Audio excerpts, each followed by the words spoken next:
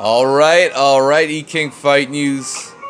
Y'all know what it is, man. Shout out to all the subscribers, and we're back at it. Oscar De La Hoya had a press conference today regarding Gennady Triple G Golovkin versus Canelo Alvarez, and he had some words to say to Deontay Wilder, to Anthony Joshua, and he spoke on that mega fight as a potential 2019 pay-per-view. So let's get into that, man. E-King Fight News, more on this. Alright. Oscar De La Fishnet. De La Hoya. Oscar De La Hoya, the promoter, CEO of Golden Boy Promotions, had this to say about the whole Deontay Wilder, Anthony Joshua situation. And this is a fresh opinion. So, Oscar said, you know what, this could be a major pay-per-view, but both of these guys need a lot more promotion. He sees this as a fight that could go down, if it's built up right, between 6 months to a year from now is how the fight should be staged. I tend to agree with it as a 6 months down the road, right? It's June, so I really believe the best time for this fight would be December. In my opinion, I think that would have been the best time. You could start building right now. It's already built up to a certain degree. But, you know, the only problem with Oscar De La Hoya's opinion is the simple fact that whether you're on the UK side or whether you're on the American side, both sides have the same belief. They believe one fighter.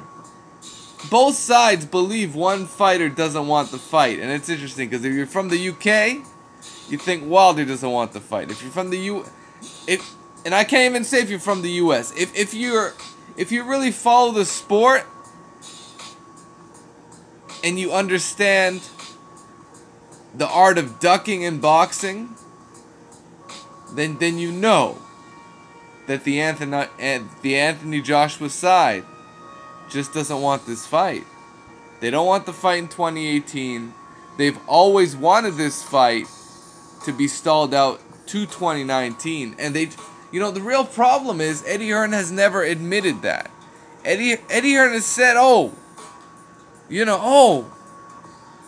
really believe we should be building to this fight, But, we might just have to fight Wilder next. And then he guaranteed over and over again we'd see this fight in 2018. He said, if it were up to me, we'd be fighting Wilder next. We'd be fighting Wilder. We never asked for proof of funds. Proof of funds? No, we never asked for proof of funds. They never showed us proof of funds. I mean, I'm just going off on a tangent because Eddie Hearn, in a microcosm, is like this schizophrenic maniac that only knows how to lie. That's all he knows. Yeah, it's all he knows how to be is inconsistent. All he knows how to be is to completely change up his story every time you talk to him. He changes his story. So I mean, it's amazing how these UK fanboys don't pick up on it, but it is what it is. I mean, people see what they want to see, and they ignore what they don't want to see, right? That's the nature of the beast. But my issue with Oscar De La Hoya here, Oscar De La Hoya, is he understands a pay-per-view needs to be built up, but I guess he's looking at it from hindsight. But in actuality, you can't build up. Like, you can't build up every fighter as a pay-per-view star without putting them on pay-per-view. If you get my drift. Now, E-King Fight News, I'm going to break this down. Easy work, man. Y'all know what it is. Alright, how can you say this isn't a surefire pay-per-view, or that, it needs more building up? How do you build up a pay-per-view fight, guys? That's my question. Oscar De La Hoya, how would you build this fight up? You have two guys. You call them unproven stars on pay-per-view. Actually, Anthony Joshua sells a ton of pay-per-views in the UK. We're talking about US market though, right? Deontay Wilder does great numbers on Showtime. Anthony Joshua does poor numbers on US TV. I mean, that's just point blank. The best numbers Anthony Joshua's ever done was for the Vladimir Klitschko fight. I don't believe he's been able to match those numbers on Showtime. And I think it did better numbers on HBO than it did on Showtime. Anyways, how do you take two quote-unquote unproven guys and build them up to a pay-per-view fight without initially having them on a pay-per-view itself? Right? I mean, every fighter needs to have their first go at it. And I mean, look at what happened with, you could say Gennady Golovkin. You guys tried to build up Gennady Golovkin on pay-per-view, right? You had your fighter, David Lemieux, fight Triple G Gennady Golovkin, and we all know what happened. That was the biggest flop in the history of fucking pay-per-view. That literally might be the biggest flop in the history of pay-per-view. Does that mean Gennady Golovkin totally fucked up? No, all it means is it takes two to tango. Pay-per-view takes two to tango. We all know this. It takes two components. It's a two-way street. It's a double-edged sword. There's a mystique behind Anthony Joshua, Deontay Wilder. Both undefeated. Both top of the game. Both Olympic medalists. Both are black. One's from the UK, one's from the US. And they're both knockout punchers. Right? Take a similar scenario. Oscar De La Hoya versus Felix Trinidad. That fight in a microcosm had, in my opinion, a very similar mystique. Both were undefeated welterweights at the time, near the top of the pound-for-pound list. Oscar De La Hoya looking for a career-defining win, taking on the Puerto Rican sensation in Felix Trinidad. Felix Trinidad was a buzzsaw, knocking everybody out in his path. Oscar De La Hoya was that one gold medalist winner that decided he was going to go in there and give Felix Trinidad a boxing lesson.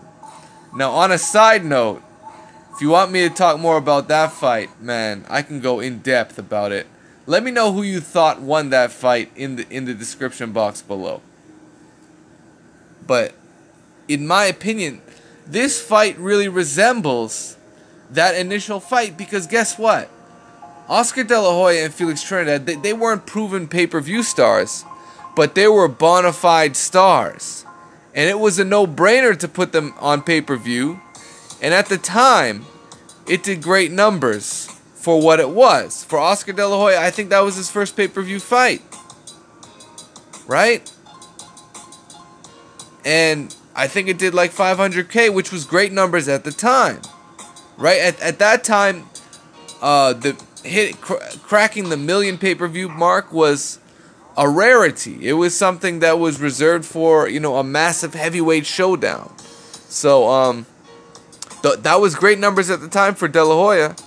Just like if Wilder Joshua hit something like 1 million pay-per-views, that would be considered a masterful success. It would be a huge success if it hit 1 million pay-per-view buys. And for two unproven commodities like Joshua and Wilder, I think that's the minimum. It would hit maybe it does 850 to 1 million. That's still a great success. Now, could this do 2 to 3 million? I mean, it remains to be seen. Right now, the iron is fucking hot. It's fucking hot right now. And Eddie Hearn needs to figure out how they're going to get past Alexander Povetkin. Because it looks like that's the fight they want next. In fact, it is the fight they want next. That's just the facts. They've always wanted to fight Alexander Povetkin over Deontay Wilder.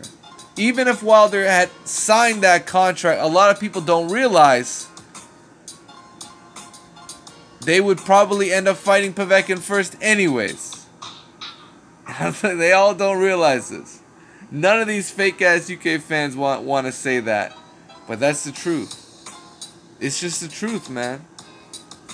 And what's the point in Wilder signing a contract if Joshua's gonna fight Povetkin first? Why would you sign a contract before Joshua takes on this quote-unquote massive risk, this dangerous fight in Alexander Povetkin? It makes zero sense. Once again, the Joshua Protection crew doesn't want to bring that point up. Anyways, guys. Anyways. I've gone on and on. But make my point clear. For those who think this fight needs more building, these are two already bona fide stars in their own right. Wilder in the US, Joshua in the UK.